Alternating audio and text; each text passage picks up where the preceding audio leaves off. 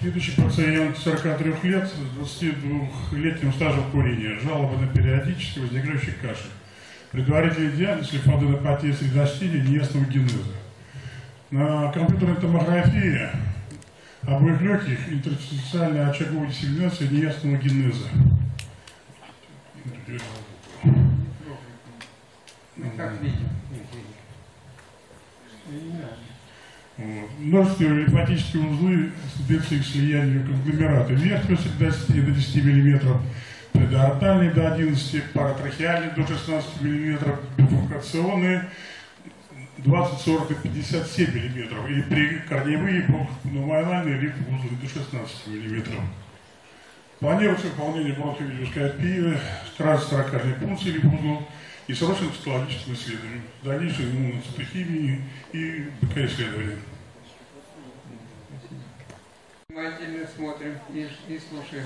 We just start with a different strategy to the patient suspected for having sarcoidosis.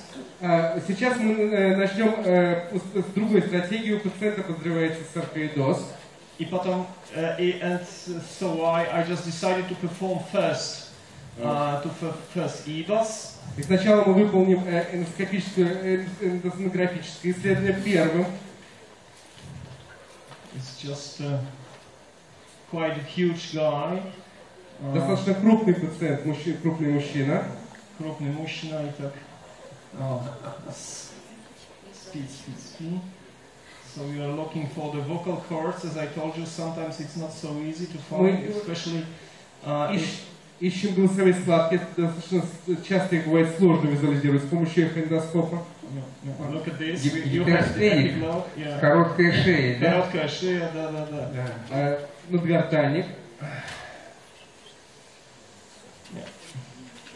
A little bit more. And this is normal situation when the patient is deeply sedated, because it's not mild sedation. While having, look at this, you have epiglottis, and then it's just a problem to get into with such a scope with a plastic tip. Well, but this is normal. You have to be a little bit more, I would say, patient. Достаточно сложно бывает, когда пациент находится в столь глубокой седации, так как надгортанник начинает закрывать поле зрения, и с учетом того, что дистальный конец эндоскопа не достаточно твердый, и сложно визуализировать голосовой склад. Углы челюсти вывести вперед и все. А там, мне кажется, анестезиолог помогает и выводит челюсть. Да, вы абсолютно правы, Виктор Викторович.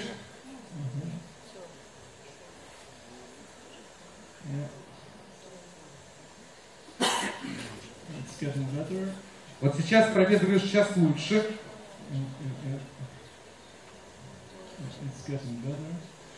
Okay, and we drop the trachea.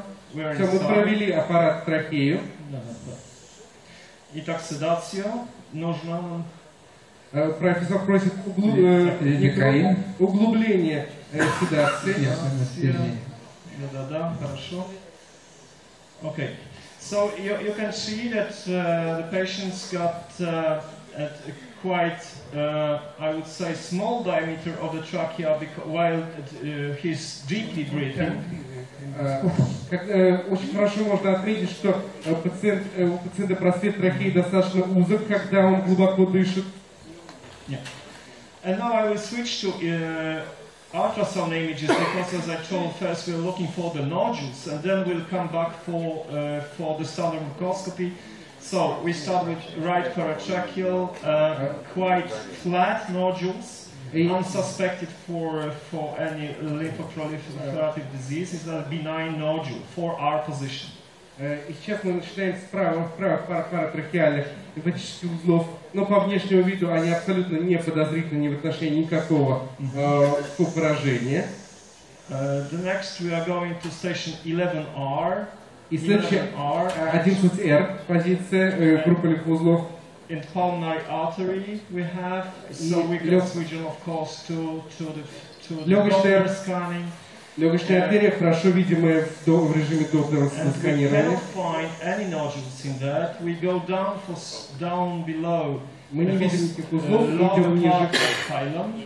so lower part of phylum seems to be negative as well, because we have small nodules.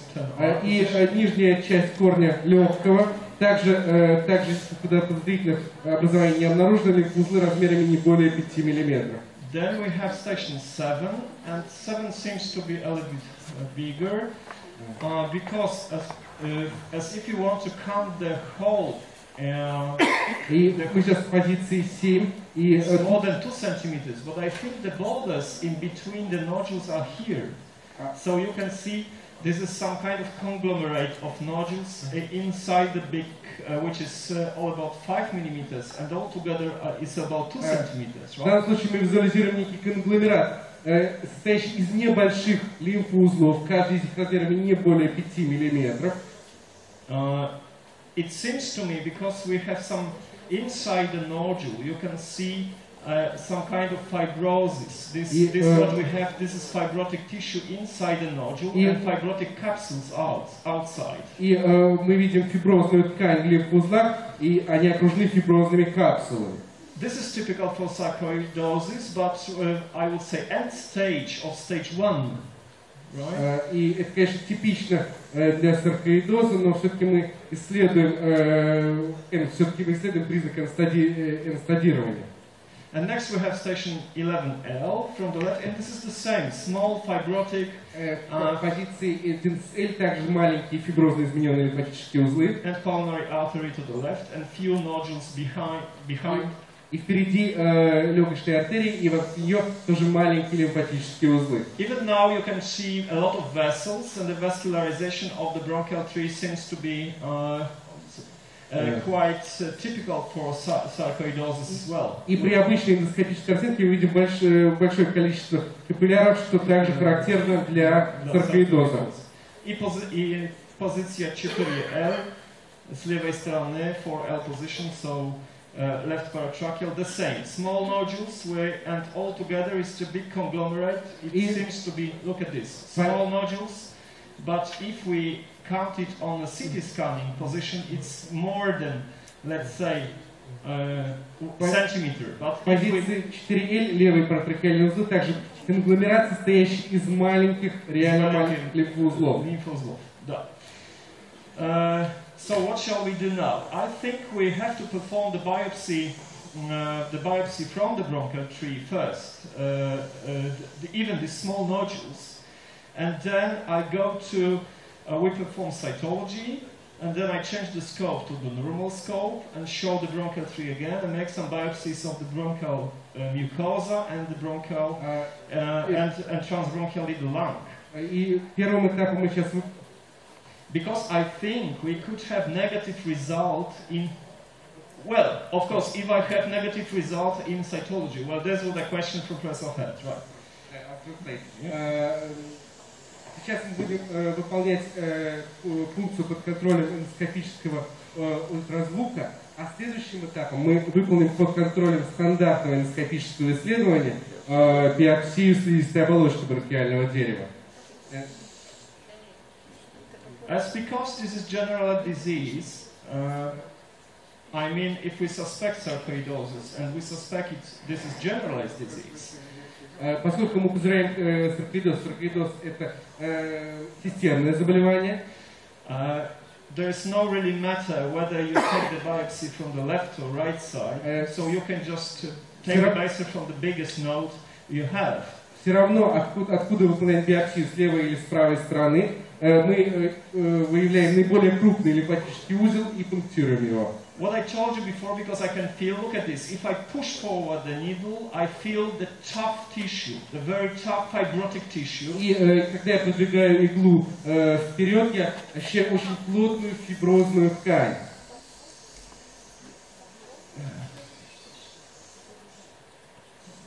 Подержи аккуратно. Итак, смотрим на материал, потому что... Момент.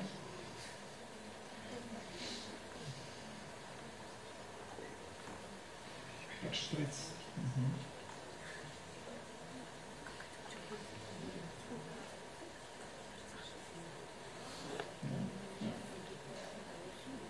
We have some tissue. Мы получили материал, ткань. have some tissue, maybe from the lymph node, I think. И судя по картине, она действительно из лимфатического узла, не очень много. Мы сделали мазок с помощью 2 стекол. But without blood, for the next needle, please. No blood. Очень хорошо, что мы не получили значительное количество крови. In such a case like that, look at this. If I have the nodule mainly in station 7, I can switch, and I have fibrotic tissue, I can switch very easily the scope, as I told you before, to the esophagus. So we can have the nodules. I'm in esophagus at the moment, so the patient is just, slowly, I know. And look at this. This is station 7, visualized from the esophagus. Мы визуализировали седьмую группу лимфузлов через бронхиальное дерево, как мы делали в прошлый раз. Мы ввели эхоэндоскоп в пищевод и намного более легко достанем данную группу для пункции через пищеводного эхоэндоскопического исследования. Especially in those patients with the fibrotic nodules, it's much better to perform the biopsy from this side because you have no many artifacts. И особенно у пациентов с значительным фиброзной тканью в лимфатических узлах наиболее выгодным является выполнение функции именно через пищевод. Так, Сергей Сергеевич, да. Скажите, пожалуйста, какой диаметр вы используете? I use the same needle what I used from the I use the same needle what I used from the bronchial tree. So this is the same needle, the same scope. Это тоже аппарат и тот же диаметр иглы. 22 гейдж, да? Да. Знаем четко. Или 21. 22 gauge needle. Да, это игла 22 гейдж. There might be some blood. Yeah, more. And this usually, because if I have a blood, мы получили большое количество крови в материале. Usually the коров, for cell block, usually I check it for cell block. If I have clots, I just leave them, because this is not a cytological material. Значит, профессор очень важный момент, обращает ваше внимание на то, что он берет салфетку и убирает излишнее количество крови из сгустки на салфетку. Они просто сливаются с стекла. Usually this material is just taken for cell block. If the blood is coming from the vessel between the nodules. И этот материал, который получен на салфетку, сгусток крови, можно использовать для выполнения парафинового блока. It's just because the clot I have. Usually, if you have heavy lung cancer patient, of course, within the clot you can find many cells which are neoplastic cells. It's quite different for sarcoidosis because it's unnecessary. So I usually just take it off. I mean the clot and take the smear from the rest of the material. Очень важно является, что если бы это был пациент с диагнозом рак легкого, то этот сгусток крови, который получили на салфетку, мы обязательно бы отдали на гистологическое исследование для выполнения парафинового блока, так как в сгустке может быть значительное количество опухолевых клеток. And you can see the vessel. You can see the vessel in between, and most probably this clot and then the blood is coming from the vessel. You can see now in the Doppler scanning between the vessels, right? И кровь получена как раз из сосуда, который расположен между лимфатическими узлами. Usually when I make a biopsy through the esophagus, I don't use stylet. The same needle, please. The same. Профессор просит также ту же иглу, но когда выполняет функцию через пищевод, он обычно не использует стилет. Okay. At the moment I can show you another nodules. We have trachea, visualized from the esophagus. Мы визуализируем трахею из пищевода. And left 4L position, seen from the same small nodules, fibrotic, I think. И в позиции 4L, группа 4L. Normal echogenic and fibrotic, I think, very clear. Нормоэхогенные и фиброзно измененные маленькие лимфатические узлы. But look at this. This is, I think, the crucial moment to explain whether we have description on CT scanning. We have bulky nodules. Because what I mentioned before, they are not bulky nodules, but there are plenty of nodules just aggregated all together in the one station. И очень важно, что это именно тот комплекс, тот конгломерат лимфоузлов, который мы визуализировали с помощью компьютерной томографии. You have to adopt the needle. Maybe I show the biopsy on the left paratracheal because of course we can make the biopsy not only from station 7. Сергей Сергеевич, Да? у нас небольшой вопрос появился. Если будет у Артура возможность, мог бы он показать после пункции еще раз нижнюю легочную связку? В прошлый раз у пациента он показал немножко вопрос. 9-ю группу лимфатических узлов, позицию номер 9, нижнюю легочную связку. Последствия. Okay. Now I just puncture for a station, then I will show you the stations again. И сейчас я передал профессору просьбу, безусловно. Сейчас мы продолжаем функции. Look at this. If I go forward, I have some kind of resistance. It's just because this resistance comes from the nodule. You can push forward, and this is fibrotic nodule. И обратите внимание, что когда профессор выполняет функцию, он отмечает противодавление, то есть достаточно плотную ткань, и это говорит о том, что этот узел, в этом узле значительный фиброз.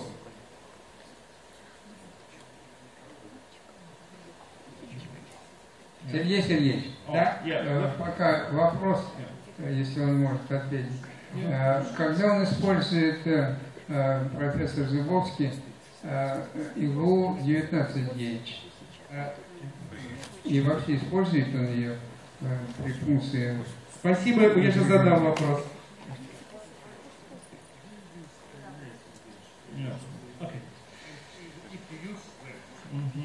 Well, I use 19 gauge needles if there's big suspicion for lymphoma, because for Sarkoidose it's much better to use 22 gauge. We have no complications almost at all in them. I think if we would perform massively the biopsy using 19 gauge needles, we could have much more number 2. Профессор говорит, что 4L, в случае подозрения на лимфому, чтобы получить больше материала. А во всех остальных случаях используют 22 гейдж, чтобы избежать большого количества осложнений. Okay, so еще один вопрос. Использует ли он, или использовал ли когда-нибудь иглу щипцы для взятия материала? Игла, у нее на кончике иглы открывающиеся щипцы.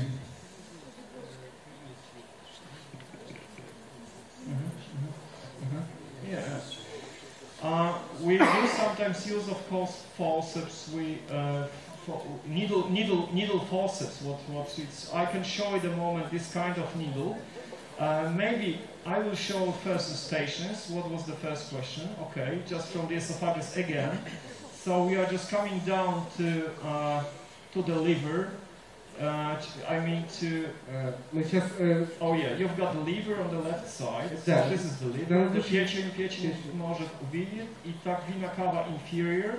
And vena cava inferior, which is down below. This is vena cava inferior. Да, снизу вена cava inferior. Очень хорошо визуализируется. Then you have some nodules in station 9. So this is pulmonary ligament nodules. И лимфузлы в позиции 9, 9-я группа. И это лимфузлы в районе легочной связки. And even in this ultrasound images, you can see this is pulmonary ligament. The grain point is just showing the line of, because I have no arrow here to show you this is pulmonary ligament. В данном случае мы визуализируем очень хорошо легочную связку. Then I turn the scope slightly to the left, presenting aorta.